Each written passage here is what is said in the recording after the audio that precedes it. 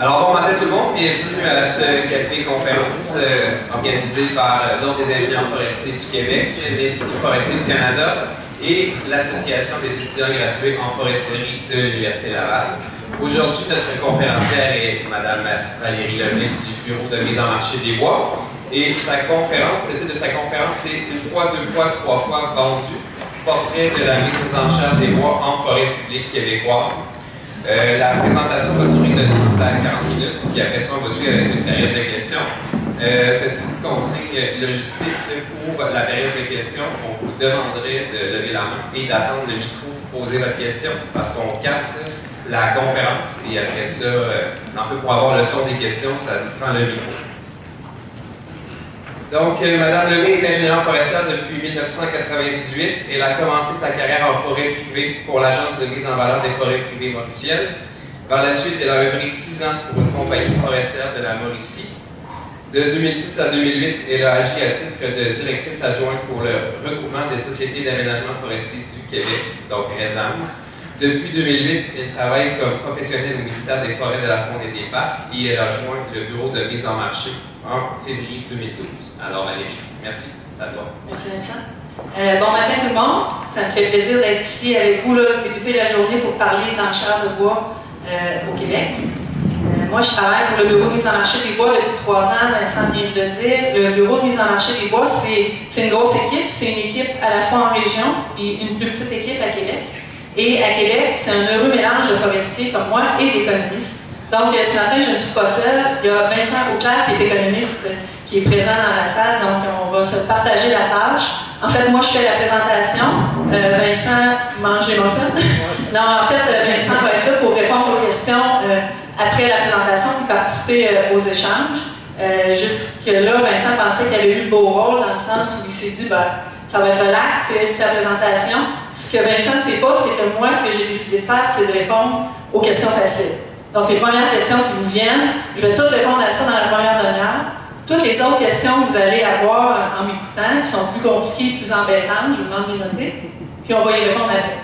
Donc, Vincent sera prêt à ce moment-là, son café va être pris, il va le faire. Deuxième chose, avant de commencer, vous dire que j'ai fait un effort particulier là, pour qu'il n'y ait pas trop de sigles et d'acronymes dans ma présentation. Donc,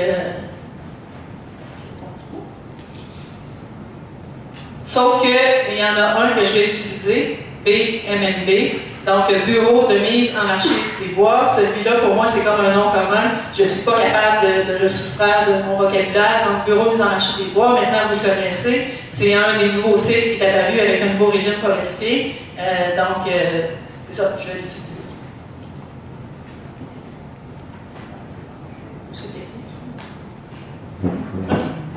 Donc, le BMMB a été créé en 2011 avec l'adoption de la loi sur l'aménagement du territoire forestier. Et un de ses principaux mandats, c'est d'établir un marché libre des bois en forêt publique. Et ce mandat-là, c'était de l'établir dès le 1er avril 2013. Le bureau a également beaucoup d'autres fonctions. Là, le bureau fait entre autres la facturation, le mesurage des bois, va établir la valeur des travaux scientifiques non commerciaux en forêt publique, peut faire des études de rentabilité économique. Mais un des mandats principaux, c'est celui-là. Et ce matin, c'est de ce mandat-là dont on va parler. Donc, les questions faciles. On avait un gros mandat, établir un marché libre, c'est pas une petite affaire. Donc, comment le bureau s'y est pris pour faire ça? Différents éléments. D'abord, en faisant des enchères fermées au premier prix. Tout de suite là, vous voyez que mon titre était un peu trompeur. Là, 1 fois, 2 fois, 3 fois vendu, c'est des enchères à la criée. Ce n'est pas ce qu'on fait au bureau de mise en marché des bois, mais c'était plus poétique là, pour peut-être attirer votre attention. Je vois qu'il y a beaucoup de monde dans la salle, donc ça a probablement fonctionné. Mais ce n'est pas ce qu'on fait. Enchères fermées au premier prix, donc tous les gens qui misent, en fait, ne voient pas les mises des concurrents, puis on ouvre les enveloppes tout le monde en même temps. Ça prenait aussi du bois disponible pour pouvoir faire des enchères. Donc, ce qui a été décidé, c'est qu'il y a 25% du bois disponible en forêt publique qui pourrait être mis à l'enchère. L'idée, c'est que ce bois-là provient de secteurs représentatifs du bois qui est récolté dans les bois qui sont en garantie d'approvisionnement. Donc, les bénéficiaires de garantie d'approvisionnement récoltent l'autre 75% du bois dans le fond qui est récolté. Ce que nous, on vend, ça doit être comparable à ce 75%-là. On fonctionne par affichage public, appel d'offres. public. J'ai écrit quelques fois par année, c'est pas nécessairement stable, mais jusqu'à présent, on peut parler de 4 à 5, ce qu'on appelle des vagues de vente. Donc, on annonce des ventes un peu partout au Québec 4 à 5 fois par année. Ensuite, qui peut participer aux enchères de bois? C'est toute personne ou toute entreprise qui est inscrite à notre registre d'enchérisseurs. C'est assez simple, il n'y a pas d'autres conditions. Par contre, pour pouvoir participer, il faut déposer une garantie de soumission pour montrer le sérieux de la démarche. Cette garantie-là, ça va de 5 000 à 25 000 dépendamment de la grosseur, de la taille du secteur, du volume de bois et d'avant. Et là, il y a toutes sortes d'autres conditions, mais là, je ne les expliquerai pas toutes ce matin. Ce que vous voyez, c'est qu'on a un manuel de mise en marché des bois qui explique comment ça fonctionne. Quelqu'un de vraiment intéressé à participer aux enchères. Première étape, c'est d'aller lire le manuel de mise en marché des bois pour comprendre ce qu'on fait. Donc, c'est un des premiers outils qu'on a bâti, ce manuel-là. Ensuite, il y a notre site Internet. C'est vraiment la plateforme qu'il faut consulter si on décide d'être sérieux puis de participer aux enchères. Donc, vous voyez ici, sur le site, il y a à la fois les ventes qui sont affichées, les résultats des ventes. Il y a le registre dont je vous parlais, auquel il faut s'inscrire, ça fonctionne électroniquement. C'est par là qu'il faut passer. Et on a dès le départ aussi prévu un mécanisme qui faisait que je vous parlais d'enveloppe tantôt, là, mais on peut aussi soumissionner électroniquement. Donc, il y a, une fois que vous avez un numéro d'enchérisseur, c'est possible d'aller faire des soumissions électroniques. Donc ça répond un peu au comment le bureau de mise en marché a décidé de procéder pour établir le marché libre. Maintenant, la question la plus facile, qu'est-ce qu'on vend? Qu'est-ce qu'on vend? Vous le savez, je l'ai assez dit, on vend du bois, mais on vend comment ce bois-là? Principalement, puis même très majoritairement, 99% des ventes, c'est du bois sur pied qu'on a vendu, donc du bois qui n'est pas récolté. L'acheteur a la responsabilité de faire la récolte. Et en fait, il fait la récolte selon les normes, les lois, les règlements en vigueur, en temps public. C'est ça. Donc, il a les mêmes règles à suivre qu'un bénéficiaire de garantie d'approvisionnement, notamment celui qui récolte doit avoir une certification environnementale. Deux façons de vendre sur pied le bois. Il y a une façon qu'on appelle avec mesurage. Donc, la mise, celui qui mise fait une mise par mètre cube par essence. Donc, quel prix il est prêt à payer par essence, le total. Et pour l'ensemble des essences qu'il y a dans l'eau de bois. Donc, je vous l'ai dit, c'est du bois debout et l'acheteur achète tout ce qu'il y a dans le secteur à récolter. Et c'est la somme de ces mises par essence qui va déterminer son montant total. C'est là-dessus qu'on fera la justification. L'avantage, c'est que ça enlève un risque pour l'acheteur, c'est-à-dire qu'il va payer seulement le bois qui est effectivement mesuré et présent dans le secteur. Donc, s'il y a des imprécisions dans l'inventaire, l'acheteur ne paie que ce qu'il récolte. Deuxième façon de faire sur l'inventaire, à ce moment-là, l'enchérisseur lui mise sur l'ensemble d'un lot. Donc, on a estimé un volume dans le lot, il mise un montant total, et peu importe ce qui sortira du lot, c'est le montant qu'il va payer là, pour le secteur. On a aussi prévu deux autres façons de vendre le bois, du bois récolté bord de route, donc le bois serait débardé en bordure de chemin. À ce moment-là, c'est possible de faire des ventes plus par groupe descente. Ça permet d'avoir plus d'un acheteur pour le bois, mais on n'a pas utilisé beaucoup ce mode de vente-là jusqu'à présent. On a aussi un mode de vente qui se fait du bois livré, donc l'enchérisseur dirait moi, livré à mon usine, je suis prêt à payer. Et là, on fait la justification en bois livré. Oui. Qui décide avec mesurage de l'inventaire? Ce sont nos équipes de vente, on peut les appeler comme ça, qui sont en région, qui décident du mode, du type de vente qu'ils vont faire. Il y a des critères qui regardent pour faire ça. Souvent, jusqu'à présent, les ventes qu'on a faites sur inventaire sont plus dans le sud du Québec. Les plus petits secteurs, ça permet à l'enchérisseur d'aller marcher de l'eau parce que, comme je vous disais, il paye pour l'ensemble de l'eau. Donc, il peut lui-même se faire une idée puis aller évaluer les inventaires qu'on lui présente ou se refaire des inventaires. Donc, les plus petits secteurs où il y a beaucoup d'essence et possiblement beaucoup de destinations pour le bois, ça évite de faire un mesurage. Donc, c'est l'avantage qu'on voit jusqu'à présent, c'est un peu les critères qui font qu'il y a un ratio.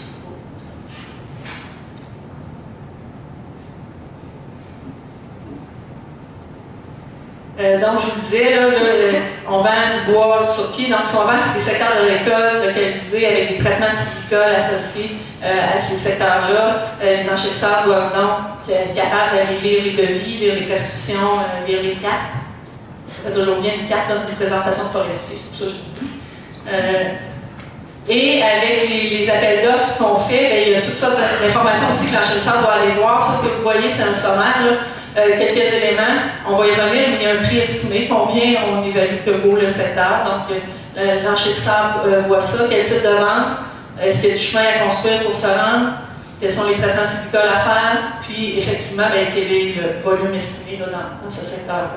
Tout ça se retrouve sur le site Internet, là, dans les documents. C'est avec ça que les acheteurs peuvent faire un mix.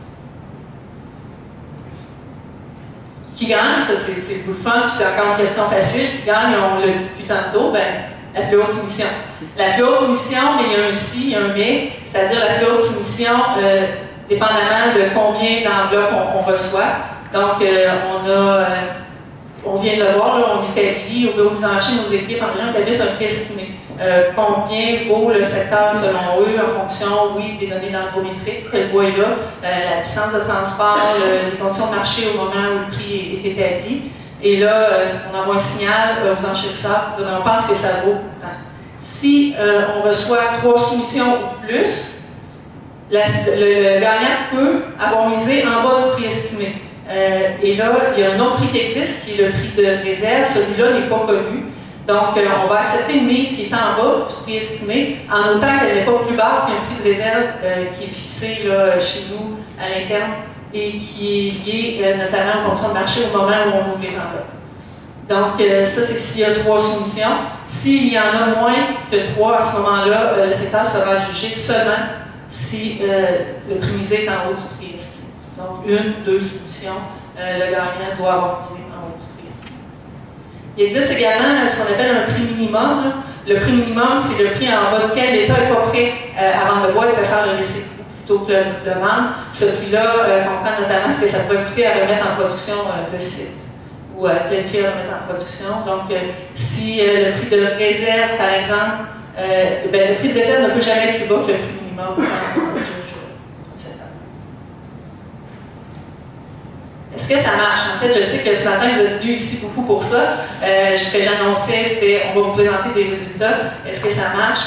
Moi, c'est sûr que je vais vous dire oui. Je vais vous dire oui. Pourquoi? Je vous l'ai dit tantôt, nous, on fait des ventes sur l'ensemble du territoire au Québec. On a des équipes, là, on a des divisions administratives qu'on appelle des divisions territoriales de mise en marché. On en a 6, donc des équipes qui préparent les ventes. Et jusqu'à présent, on a vendu des secteurs répartis un peu partout au Québec. On a effectivement 487 secteurs de bois qui ont été vendus là, depuis, vous allez voir tantôt, là, on a débuté tranquillement en 2011, mais plus activement dès 2015. Si vous êtes vraiment intéressé, vous voulez en savoir plus sur les résultats de vente, mais je vous disais tout à l'heure, les résultats sont publics, sont sur notre site Internet. Ce qui est là, ce sont le nom des gagnants et les prix que les gagnants ont payés pour les secteurs. Facilement, on peut faire des recherches là, et avoir l'ensemble de nos ventes et les prix payés. Là, il y en a un exemple. Là. Donc là, vous voyez, c'était un prix estimé de 98 000 $ et le gagnant a misé 128 408 de l'eau lui a été adjugé.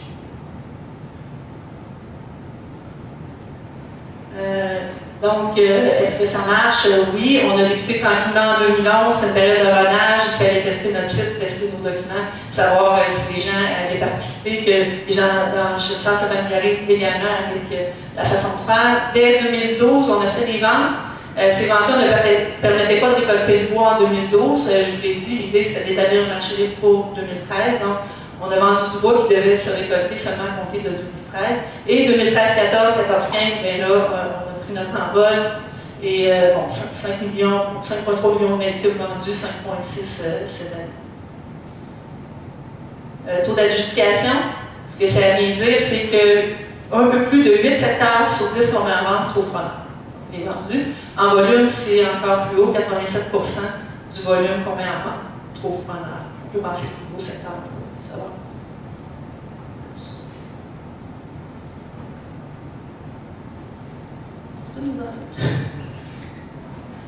Ah, pourquoi?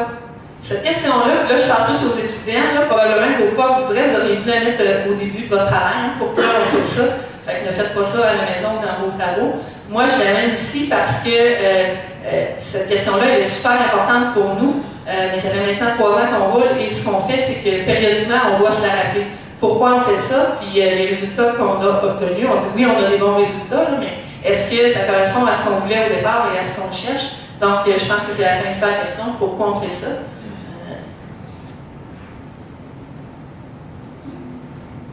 Donc, 4 grandes raisons pourquoi on a décidé de faire un marché libre des bois au Québec. Il y a ouvrir l'accès des bois aux forêts publiques. Vous savez, dans l'Ancien Régime, il y a seulement les détenteurs de contrats d'approvisionnement et d'aménagement forestier qui avaient accès aux bois, et ces gens-là avaient tous des usines. Ensuite, encourager la performance industrielle, l'utilisation optimale de la ressource, obtenir des prix marché, on va y revenir là pour établir la valeur marchande des bois, et confirmer l'approche de marché des bois du Québec dans le dossier du Relève. Donc, est-ce qu'on est sur la bonne voie? Là, vous comprenez qu'on est une organisation relativement jeune, donc on a des premiers résultats. Je vais chercher à répondre à cette question-là, mais le temps, probablement, là, nous amènera plus d'éléments et nous permettra de faire plus d'analyse. Mais à ce jour, ce qu'on peut dire, bon, ouvrir l'accès, ce qu'on a comme données, je vous l'ai dit, on enregistre dans le registre qui est venu s'inscrire à ce registre-là. Est-ce qu'il y a beaucoup de monde? D'où ils viennent ces gens-là? Vous avez ici la répartition. Des gens qui se sont inscrits, 607 inscriptions. Oui, dans ça, il y a probablement des curieux qui voulaient juste suivre nos ventes, savoir quand est-ce qu'on faisait des ventes. Il y a les gens aussi réellement intéressés à acheter du bois. Donc, vous voyez là, principalement des entrepreneurs forestiers, 36%, les séries, 18%. On a des particuliers, des consultants, des groupements, des coopératives. Ça vous donne une idée de qui on a dans notre registre. Maintenant, parmi ces gens-là qui a acheté du bois, donc vous avez la répartition des volumes vendus par type d'entreprise, qui sont nos acheteurs, les séries à 49%. On a les entrepreneurs forestiers, 29%, mais si on additionne les groupements coopératifs. Donc, on a et les séries, les entrepreneurs forestiers, là, principalement, qui sont nos acheteurs jusqu'à présent. J'ai aussi indiqué que dans ceux qui ont gagné, dans nos gagnants, il y a 98 acheteurs différents qui ont remporté des lots jusqu'à maintenant. Encore à la dernière vague de vente, on avait 6 nouveaux acheteurs, des gens qui n'avaient pas encore, 6 nouveaux gagnants, des gens qui n'avaient pas encore gagné de lot. Donc, on voit une progression depuis le début des ventes là, du nombre d'acheteurs. Oui? Dans les séries, on sait qu'il y a beaucoup de séries qui n'avaient pas de garantie d'approvisionnement. Donc, sais-tu si dans les séries, c'est majoritairement des anti-séries qui avaient toujours des garanties d'approvisionnement, ou il y a vu qu'un but c'était des nouveaux joueurs, il y a beaucoup de séries qui n'avaient pas de garantie d'approvisionnement, qui sont dans ce 49%. Ah, OK. Je vais répéter la question. En fait, on me demandait dans la partie série, on sait qu'au Québec, il y a plusieurs séries qui n'avaient pas de contrat d'approvisionnement et d'aménagement forestier. Est-ce que parmi ceux qui ont remporté des lots, il y avait de ces séries-là qui n'avaient pas effectivement accès à la forêt publique? La réponse est oui, mais combien? Je ne suis pas en mesure de vous le dire maintenant. Je ne sais pas. Il y en a effectivement certaines séries qui n'avaient pas de CAF qui ont participé aux enchères. Je n'ai pas le chiffre. Donc, on voit un peu ici l'idée, on disait les contrats d'approvisionnement d'aménagement forestier, c'est des gens qui avaient des usines. Parmi nos acheteurs, 51% des acheteurs ont des usines, mais il y a 49% d'acheteurs qui n'ont pas d'usine. On le voyait pourquoi les gens avec l'usine, bon, leur motivation, on les connaît, consolider, augmenter leur approvisionnement, mais aussi avoir accès au bois de forêt publique, c'est ce qu'on vient de dire. Donc, il y a des gens qui n'avaient pas de contrat qui maintenant peuvent miser puis avoir un approvisionnement en forêt publique. Sans usine, ben, c'est principalement saisir de nouvelles occasions d'affaires. Il y a aussi de faire un peu du lien de subordination que souvent les entrepreneurs avaient avec les industriels. Ça leur permet de faire ça, de compléter une année de travail. Voilà. Deuxième objectif, on dit encourager la performance industrielle, l'utilisation optimale de la ressource. Celui-là, ça fait partie des objectifs qu'on va pouvoir observer à plus long terme. Là. Tout de suite, comme ça, on ne peut pas dire qu'il y a eu un grand changement de structure industrielle, que nos usines les plus performantes sont celles qui s'en sortent le mieux, bien qu'on peut penser que c'est parce qu'elles ont les moyens de viser et elles sont plus performantes. Ce que nous, on a fait pour encourager ça, je parle de notre site Internet, on a inclus dans notre site Internet un portail de réseautage, donc, qui permet à la fois à ceux qui ont acheté des lots, qui ont des bois à écouler, d'annoncer les bois qu'ils ont à écouler à des gens qui pourraient être intéressés par de plus petits volumes, parce que, comme je vous ai montré, principalement, les acheteurs doivent acheter un lot complet de bois, mais ils n'ont pas nécessairement besoin de l'ensemble des essences dans le lot. Donc, ils peuvent s'annoncer ici, annoncer ce qu'ils ont à vendre, et les gens qui chercheraient, par exemple, des essences ou aussi des volumes de bois pour un petit volume peuvent également s'annoncer. Donc, c'est ce qu'on a fait jusqu'à présent. Et bien là, on va observer ce qui va se passer là, au cours des prochaines années.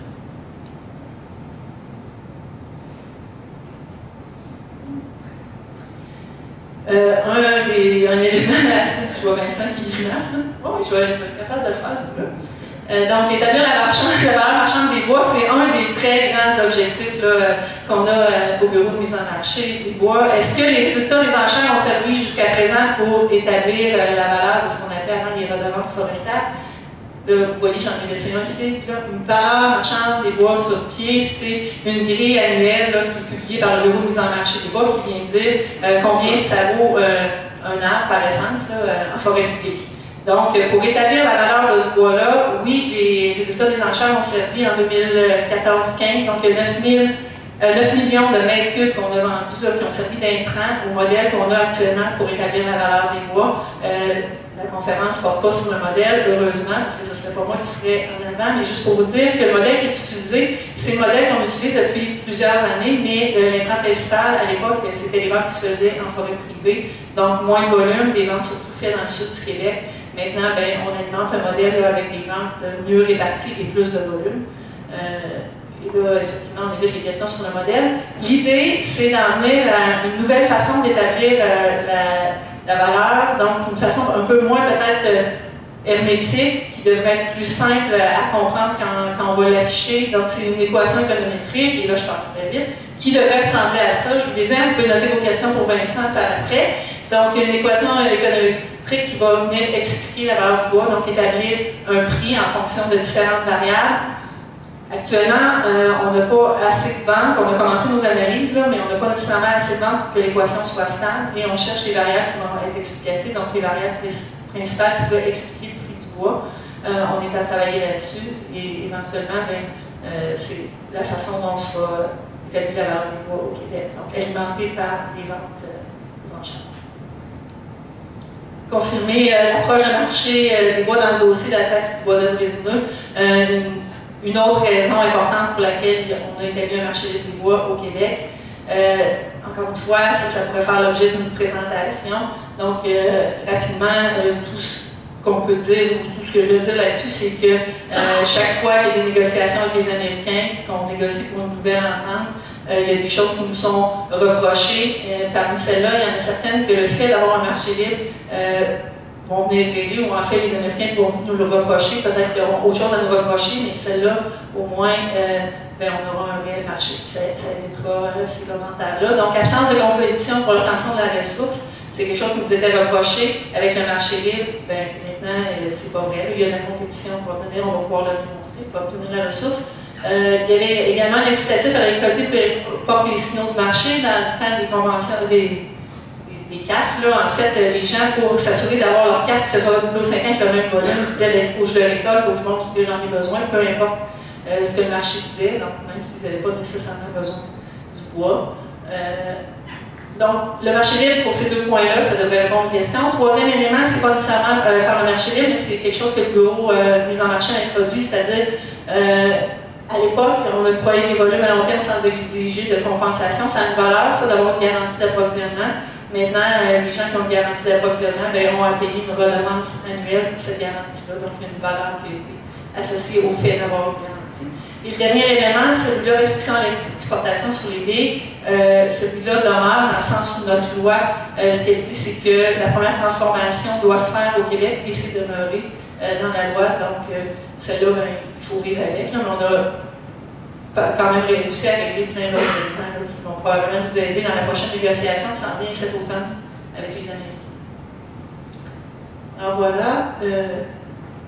C'est un tour assez rapide et général de ce qu'on fait. On va être rendu à la période des questions, juste pour vous dire que nos sites de vente, donc annuellement, là, on vise à mettre en marché 5,9 millions qui correspond aux 25% dont je vous parlais, là, de bois qu'on a disponible au marché libre. Et il y a un autre 2 millions additionnels pour les prochaines années. Ce volume-là vient de ce que le forestier en chef a publié en disant que dans la dernière période quinquennale, ça n'allait pas bien pour l'industrie, tous les bois ne se sont pas récoltés, donc il y a des volumes plus ponctuels qui se sont libérés et que le bureau de mise en marché va également offrir là, dans les 3 prochaines années, donc à peu près 2 millions, ce qui porte là, on a 7, 8, peut-être 9 millions de ventes là, pour la prochaine année. On était à 5,6, donc il y aura effectivement plus de ventes dans la prochaine année.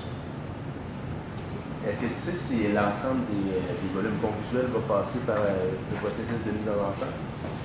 Est-ce que je vais répéter la question? Oui, bon. En fait, la question que j'ai eue ici, c'est on me demande est-ce que l'ensemble des volumes ponctuels, des volumes non récoltés dans la dernière période quinquennale passera par les enchères. Ce que je sais, c'est que majoritairement, oui, au moins 75% de ces volumes-là passera par le lot d'enchères. Ça fait le tour là, de ce que j'avais à vous présenter ce matin. Merci, Valérie. Donc, ça ouvre la période des questions. Il y a aussi des gens en web diffusion. Donc, si des gens à distance ont des questions pour nous, Jean-François va nous les lire, puis Valérie et Vincent pourront répondre. Alors, viens est-ce que quelqu'un voudrait se lancer pour une première question? Oui. Valérie ou Vincent, les enchères sur les volumes non récoltés, est-ce qu'ils vont être coulés avec les autres? Est-ce qu'il va y avoir une distinction? Une industrielle vous allez les mettre en enchères de façon séparée ou de façon, on ne verra pas la différence? Non, lors de l'affichage, vous pourrez pas savoir la différence, ce sera un volume de bas qui sera mis à l'enchère. Et deuxième question, quand pensez-vous que l'équation de transposition va être et fonctionnel? En fait, on est en train de la développer. Valérie, ce qu'elle disait, c'était vrai pour l'année 2014-15, c'est-à-dire 2014-15, on n'avait pas assez de ventes. Mais là, je te donne un advance, Michel, parce qu'on va avoir à en discuter bientôt. Mais avec les ventes qu'on a, à peu près 250 ventes dans des secteurs plus résineux, c'est-à-dire à 75% et plus de résineux, on arrive avec une équation de transposition assez stable, là, avec des niveaux d'air carré qui atteignent les 65 à peu près %, ce qui est un peu comparable à ce qu'ils ont en Colombie-Britannique avec le même système là, de transposition à quelques exceptions près. Là. Mais en Colombie-Britannique, ils ont obtenu ce degré d'air carré là, avec à peu près grosso modo 1000 ventes dans leur base de données là, sur les ventes à l'intérieur. Donc ça c'est pour le résineux. C'est un peu plus compliqué développer une équation de transposition. Par compliqué, je veux dire qu'on n'atteint pas les niveaux de stabilité d'équation aussi importants là, dans le mix effeuillu parce que ben, là, il y a beaucoup d'ingénieurs forestiers là, que je ne leur apprendrai pas que la forêt mix effeuillée est un peu plus hétérogène dans ses conditions d'opération. Donc, pour ce qui est de l'équation mixte et effeuillue, on se concentre plus là-dessus présentement. Là.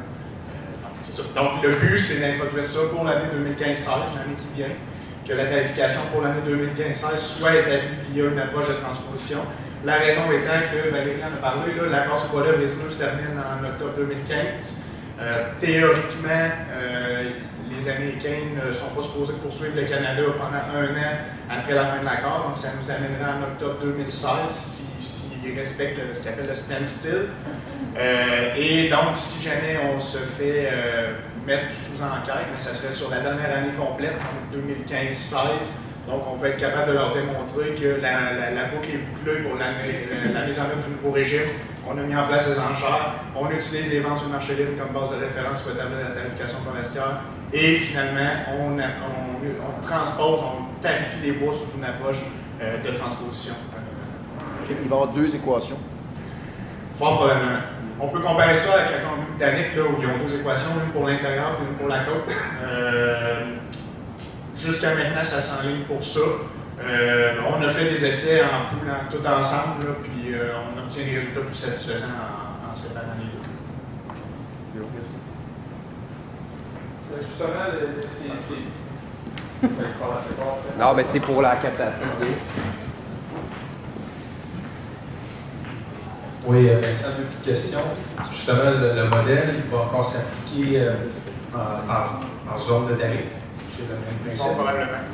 Et l'autre petite question, les ventes, il y a des ventes sur durage, des ventes sur inventaire, comme l'avait expliqué au début. Les ventes sur inventaire, étant donné que l'inventaire est plus ou moins précis, est-ce que vous avez fait des comparaisons ou des analyses à savoir, quand tu es sur inventaire, est-ce que ça donne quand même des résultats intéressants ou comparables au mesurage? Parce que la tarification, elle se fait sur le mesurage. Oui, en fait, puis là, c'est très pas préliminaire comme résultat, mais on a quand même fait une vingtaine de ventes sur inventaire, là, donc on ne peut pas en tirer des conclusions statistiques irréfutables, là, mais quand on rentre dans l'équation de transposition, la variable inventaire, oui ou non, là, 0 ou 1, là, on obtient un coefficient positif pour les ventes sur inventaire. Ce qui voudrait dire théoriquement que toute chose égale par ailleurs, quand on fait une vente sur inventaire, les gens misent plus cher. Est-ce qu'on peut interpréter ça comme étant vraiment un attrait d'une vente sur inventaire parce que tu n'as pas assumé les coûts de mesurage et que cet attrait-là ou ce bénéfice-là de ne pas avoir à mesurer les poids dépasse largement l'incertitude liée au fait que tu dois payer sur inventaire? Je ne serais pas prêt à dire ça parce que n'oublions pas que, Valérie en a parlé, nos ventes sur inventaire sont surtout dans le sud du Québec et dans des secteurs qui ont peut-être des caractéristiques particulières. Donc, est-ce que ça ne reflète pas un biais de sélection? J'utilise le mot biais, mais c'est pas. Ça veut juste dire que est-ce que c'est vraiment la vente sur l'inventaire qui fait que ça coûte plus cher ou c'est parce que la vente sur l'inventaire est surtout localisée dans le sud du Québec où il y a peut-être plus de compétition qu'on obtient un coefficient positif? À cette étape-ci, je ne peux pas répondre. Ce que je peux dire, c'est que la statistique peut nous donner un coefficient positif.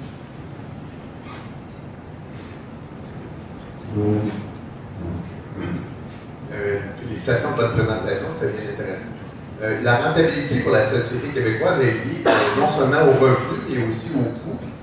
Et vous avez parlé uniquement du système des enchères, on vaut plus soumissionnaire, évidemment. Mais est-ce qu'il y a prise en considération là-dedans du coût de remise en production de ces terrains forestiers-là, dans le sens que si le gagnant de la soumission laisse le parterre absolument dans un état lamentable, on va avoir à payer le ministère pour remettre ça en production, ce terrain-là. Est-ce que ça, c'est pris en considération? Est-ce qu'il y a des obligations qui sont données aux soumissionnaires à considérer la façon qu'il va faire son exploitation?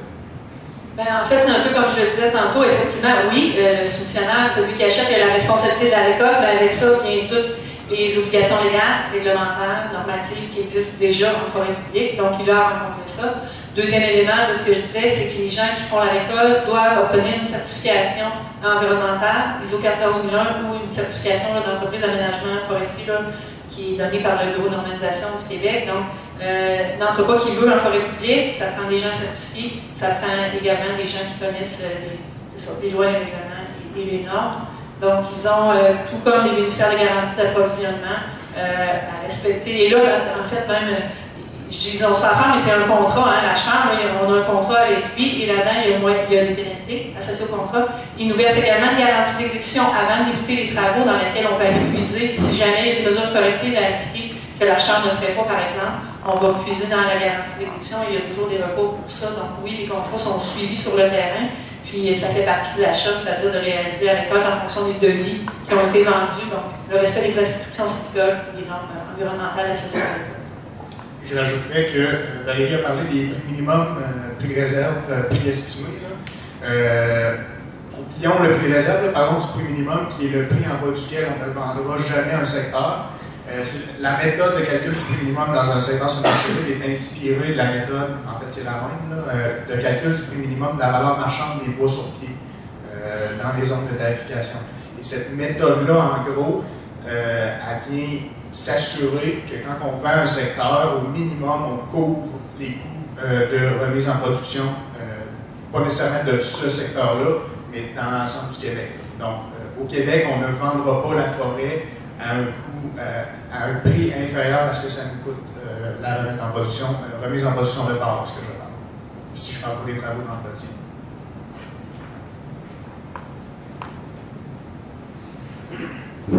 Tantôt, vous avez dit qu'il y a peut-être, je ne sais plus exact, mais 15% des secteurs au volume qui ne se vendent pas dans la vallée. Ça, il y a une raison pour laquelle ça ne se vend pas ce volume. C'est le prix qui est trop élevé, c'est parce qu'il n'y a pas trop d'enseignements qui fait qu'on ne peut pas aller en haut du prix estimé. Et ce qu'on entend, c'est que ce facteur-là n'est pas pris en compte dans le calcul de la redevance. Pourtant, c'est une raison, s'il n'est pas pris, c'est parce que la valeur n'est pas là.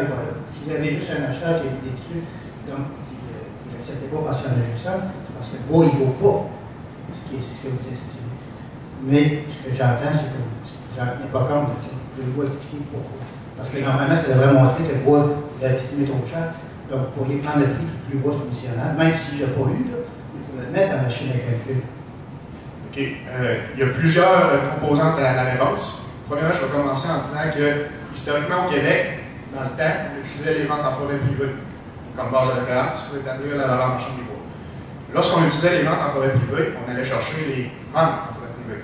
On n'allait pas chercher la situation où un propriétaire privé s'était fait offrir un prix qui ne répondait pas à ses attentes ou à ce qu'il jugeait que ça valait son lot en fonction du marché. Cette non-transaction-là, on ne l'observait pas et n'a jamais fait partie de la base de référence pour établir la valeur marchande des bois sur pied au Québec. Ensuite, je rajouterais que, côté de taux d'adjudication, nous, ce qu'on vise au bureau de mise en marché des bois, c'est d'avoir un niveau d'adjudication qui est comparable au taux d'utilisation des garanties d'approvisionnement. Histoire d'avoir deux marchés en équilibre. On a le marché des enchères sur 25% du bois, on a le marché des garanties, et on se dit, si ces deux marchés-là sont en équilibre, théoriquement, au cours d'une année, on devrait avoir un taux d'utilisation des garanties d'approvisionnement qui est comparable au taux de vente sur le marché. Si on fait l'hypothèse qu'on est représentatif dans les secteurs qu'on offre, ça veut dire que le dernier exemple, 10% de secteurs qu'on ne vend pas, théoriquement, a les mêmes caractéristiques que le dernier 10% de secteur de garantie qui n'est pas récolté sous garantie. Le taux d'adjudication, 37% volume. OK. C'est tout essence. Au niveau SEPM, je pense pour la dernière année, on est au-dessus de 90, puis c'est comparable au taux d'utilisation des garanties d'approvisionnement. L'autre chose que je terminerai en disant ça, c'est si on n'a pas, parce que souvent, je comprends l'argument auquel vous faites référence, souvent on dit le secteur n'a pas été vendu, donc on devrait utiliser, ben là on a entendu plusieurs trucs, là, certaines personnes ont dit on devrait utiliser zéro, il n'est pas vendu, il vaut zéro. Bon, clairement, c'est peut-être pas nécessairement un prix de marché, là, zéro, s'il n'y a pas de transaction, il n'y a pas de prix de marché. D'autres fois, on dit s'il n'est pas vendu, vous devriez utiliser votre prix de réserve comme prix de vente pour utiliser l'ensemble des secteurs. C'est plusieurs visions qui s'affrontent. Je sais qu'en Colombie-Britannique, ils ont développé, parce qu'ils faisaient face un peu aux mêmes critiques, aux mêmes arguments, ont développé un modèle un peu plus rigoureux du point de vue économétrique, là, en deux étapes, où est-ce qu'on commence par estimer le secteur non vendu, quelle serait sa valeur, et après on utilise cette valeur-là dans la transposition. Et lorsqu'ils ont fait cet exercice-là, ils en sont arrivés au final avec pratiquement aucun impact sur la valeur marchande des bois sur pied. Même une légère hausse sur la valeur marchande des bois sur pied. Puis pourquoi? Parce qu'en gros, si un secteur n'est pas vendu, c'est parce qu'il y a des caractéristiques particulières qui fait qu'il ne se vend pas, qui fait que sa valeur va en bas peut-être de notre prix de réserve ou de notre prix minimum.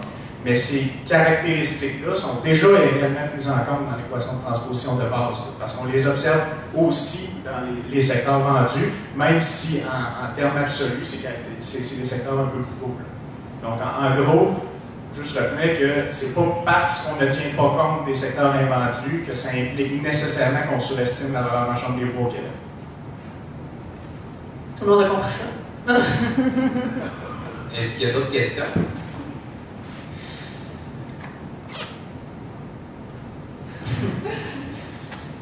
Parce que dans ta phrase, tu as dit si on prend en compte l'hypothèse qu'on prend des secteurs représentatifs.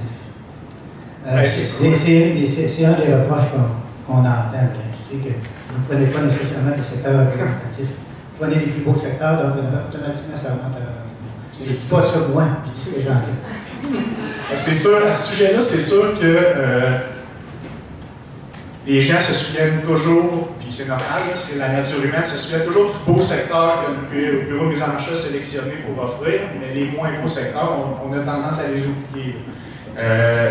C'est dommage parce qu'on n'a pas encore eu l'occasion de publier sur notre site web le rapport de représentativité du bureau de mise en marché des bois, mais pour avoir vu les résultats, je peux vous affirmer que dans l'ensemble, dans la majorité Pour la majorité des critères de représentativité, décimètre cube tige, distance de transport, etc., on a 6 critères de représentativité. On est représentatif dans à peu près toutes les régions du Québec. Puis les écarts de représentativité qu'on observe, ben, notre objectif, c'est de les régler suite à notre sélection de secteur pour les prochaines années. Donc, là, vous allez devoir me croire sur parole, mais on est représentatif et on va avoir annuellement, le Bureau de mise en marché des bois va en rendre compte là, sur son site web. Il y avait un rapport qui avait été... Vincent avait travaillé là-dessus en plus, quand il avait travaillé pour nous. Il y avait un rapport qui avait été fait qui démontrait ça, il n'a juste pas encore été publié sur notre site web. Je ne pensais pas entendre parler de représentativité ce matin. Est-ce qu'il y a d'autres questions?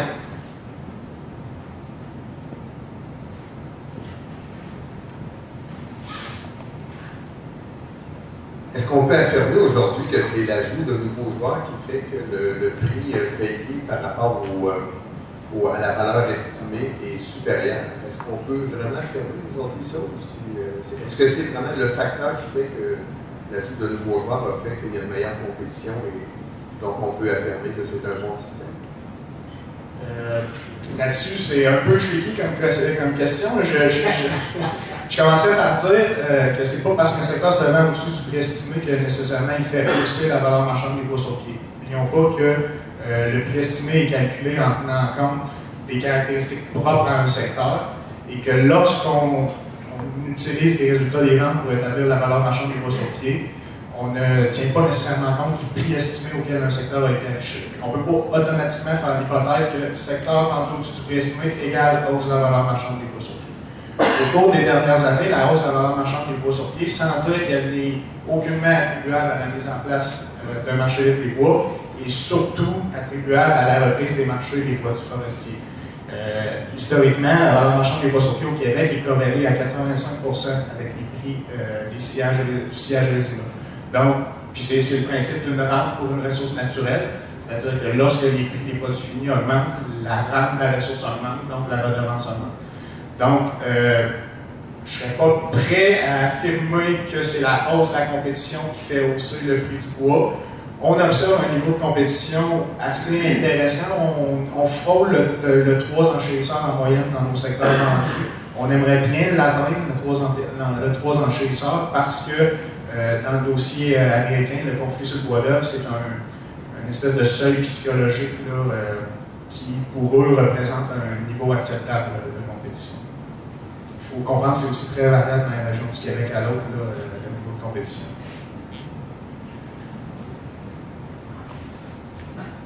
Bonjour, j'ai une petite question. Comment fonctionne la certification, exemple FSC, pour certifier le bois FSC au niveau du BNB? Deuxième question, comment se fait la consultation au niveau des Premières Nations?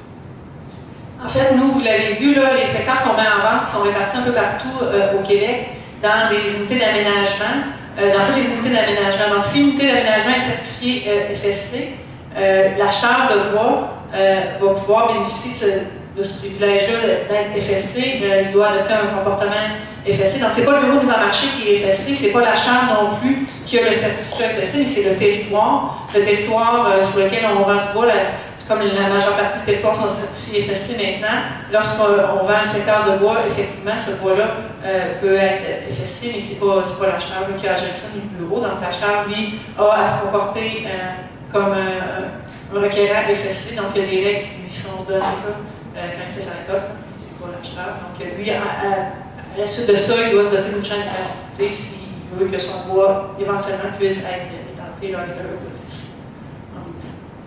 Et la deuxième question? Comment se fait la consultation avec les Premières Nations? Et la consultation avec les Premières Nations, c'est chacun des requérants des certificats FSC, donc ce ne sont pas nos acheteurs BMMB.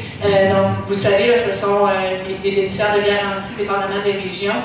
Les consultations, vous l'avez vu, il y a effectivement des certificats qui ont été suspendus, il y a des certificats qui sont encore en vigueur. Vous êtes probablement plus au courant que moi de comment ça se passe dans les certifications. Nous, on n'est pas impliqués dans l'obtention de ces certificats FSC.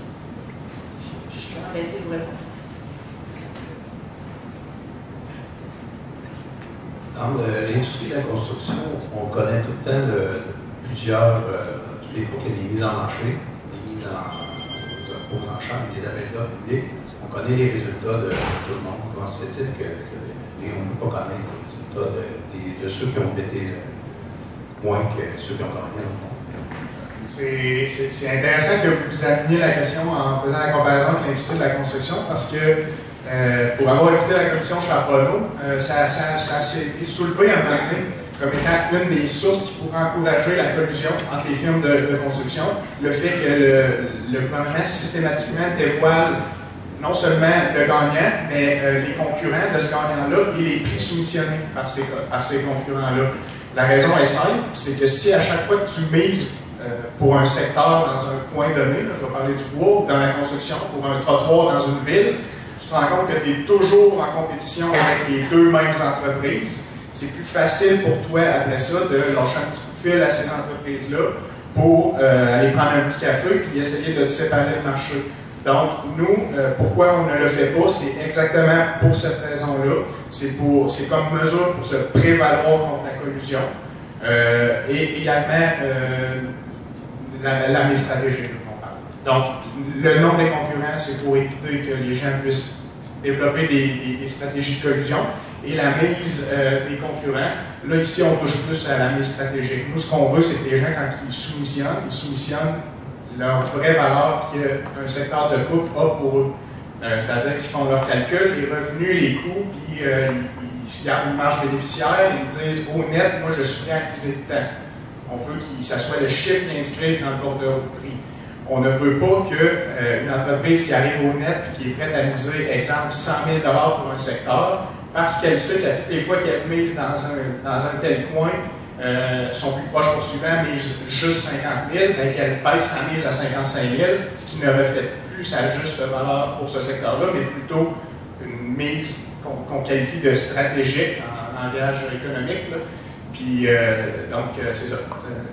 C'est les deux objectifs. OK, mais la stratégie, c'était toujours partie d'un marché aussi. Si on prend les prix vendus et les prix estimés, si on fait le rapport entre les deux, on arrive pour la grande majorité des ventes là, à des taux de 100 à peu près, à 150, 200, même 250 on voit de temps en temps. Si on prenait le prix de vente sur le prix estimé, oui. Si on prend toutes les données que vous avez, là, tous les appels d'offres, on arrive à peu près à comment est-ce qu'on se tient encore, si on prenait les 3-4 premiers, par exemple, est-ce que vous faites ce calcul-là? On arriverait quoi aux alentours de 100 ou à 80 Parce que là, on ne peut pas le savoir. Si on savait, si on avait plusieurs données, on pourrait le calculer. À l'heure actuelle, on ne peut pas faire ça. Est-ce que vous le faites, vous? La réponse, c'est non. Ben, c'est sûr qu'on serait plus bas. Là, si on prend la moyenne, si je comprends bien, là, vous parlez de prendre la moyenne des 3 plus hautes soumissions pour les prendre la plus haute soumission. Mais pourquoi tu sais, un prix de marché, c'est un vendeur qui est prêt à vendre et l'acheteur qui est prêt à miser le plus cher possible pour ce secteur-là, dans le fond. Mais ici, c'est parce que ce que je dis, c'est que si dans un secteur, par exemple au Lac-Saint-Jean, si on prend les données réelles, au Lac-Saint-Jean, ça se vend à peu près entre 130 et 180 à peu près du prix estimé. Si le seul point de vue qu'on a, c'est que des gens qui vont péter trop cher pour le bois parce qu'il était vraiment affamé, il en voulait de ce bois-là, il avait besoin de ça pour faire tourner leur usine. Bien, si tu arrives à péter sur un autre lot plus tard, dans un autre acte de vente, tu regardes les prix qui ont été vendus, bien, quelqu'un qui va aller au Lac-Saint-Jean, si tu bêtes 115-120 tu l'auras pas. Alors que, parce que tu te fies, si tu te fies à ce que vous donnez comme données, ce qu'on peut voir, là. Donc, quelqu'un qui veut l'avoir absolument, il est obligé d'aller à 150, peut-être 160 du prix estimé tout le temps. Ça fait en sorte que quelqu'un qui veut absolument le bois, il va forcer beaucoup pour mettre plus cher, puis c'est sur ces données-là qu'on se fie. Là. Si on avait plus de données, on pourrait le savoir, au moins le deuxième, s'il arrive. Et là, si on prend tous les deuxièmes, c'est 110 du prix. Mais on peut penser que ceux qui l'ont eu à 189 c'est parce que ça ne représente pas vraiment le marché, là, trop forcé pour l'avoir, ce début. Je ne dis pas que ça n'a jamais arrivé, une entreprise qui a misé trop cher pour un lot, mais à l'inverse, il y a aussi des entreprises qui remportent des lots en misant $1 de plus que le prix estimé parce qu'ils savent qu'ils sont seuls dans leur territoire. Donc, est-ce que les deux ne viennent pas s'annuler? Je ne le sais pas, je n'ai pas la réponse exacte à ça. Également, on ne peut pas nécessairement prendre pour acquis que parce qu'une entreprise mise plus cher qu'une autre, c'est parce qu'elle s'est plantée ou qu'elle a misé à perte. Là. Théoriquement, c'est une entreprise, là, elle a fait ses calculs, elle a calculé comment elle est capable de faire de revenus, quels sont ses coûts de transformation, quels sont ses coûts d'approvisionnement. Elle s'est probablement gardé une marge de profit et risque, là, comme tout bon entrepreneur est supposé faire. Et par la suite, avoir fait une mise qui reflète une certaine valeur de marché une fois tout ça pris en considération. C'était une des raisons, le concept que vous faites référence, c'est-à-dire quelqu'un qui est super affamé et qui est prêt pour un secteur à miser à perte, c'était une des raisons pour laquelle on avait besoin d'un volume suffisant sur le marché des bois. C'est pour ça qu'on est allé faire une ponction, chercher 25% du volume au Québec pour le marché des bois. On se dit que peut-être cette stratégie-là de miser à perte pour 2, 3, 4% de tes volumes, le principe de prix marginal qu'on appelle, peut-être que ça peut être vrai, mais pour 25% de ces volumes, une entreprise qui utilise cette stratégie-là ne survivra pas longtemps. Là. Donc, est-ce que c'est vraiment une réalité ou est-ce que c'est vraiment ce qui arrive? Personnellement, pour avoir vu les résultats puis les premières soumissions, les deuxièmes et les troisièmes, je ne pense pas que ça soit le cas présentement au Québec. OK. Merci. Est-ce qu'il y avait d'autres questions? Alors, s'il n'y a pas d'autres questions, c'est ce qui va clore ce café-conférence. Je voudrais remercier Valérie pour la présentation et Vincent aussi d'être rendu disponible pour la période des questions. C'est ça, notre prochain café-conférence, je pense que ça va être le 20 avril et ça va porter sur le nouveau programme d'inventaire. Donc, surveillez vos courriels, on va l'annoncer. Donc, merci à tout le monde d'être là.